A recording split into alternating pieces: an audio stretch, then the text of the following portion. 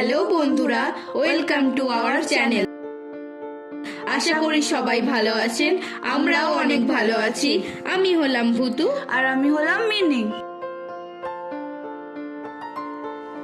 আজ আমরা আপনাদের মালিয়া পার্ক ঘুরিয়ে দেখাবো। আশা করি ভিডিওটি আপনাদের মন ভালো করে দেবে। আপনারা যদি বেড়াতে আসতে চান তাহলে সম্পূর্ণ ভিডিওটি দেখবেন, আমরা ঠিকানা দিয়ে দেব। হাওড়া থেকে তারকেশ্বর অথবা গোঘাট অথবা আরামবাগ লোকাল চেপে মালিয়া হল্ট স্টেশনে নেমে পায়ে হেঁটে 10 মিনিটে বৈদ্যবাটি ও তারকেশ্বর রোডের ধারে এই পার্কটি অবস্থিত। এই পার্কটি বেলা 12টা থেকে বিকেল 5টা অবধি খোলা থাকে। বাবা তারকনাথের স্থানে যারা জল ঢালতে যান তারা এখানে বিশ্রাম নিয়ে থাকেন। এখানে বাচ্চাদের পার্ক, তারই সাথে মা কালীর মন্দির, হনুমানজির মন্দির এবং তারই সাথেই ভোলানাথের মূর্তি দর্শন করা যাবে। এখানে কোনো প্রবেশের মূল্য নেই। আশা করি আপনাদের এই যাত্রা ভালোই লাগবে।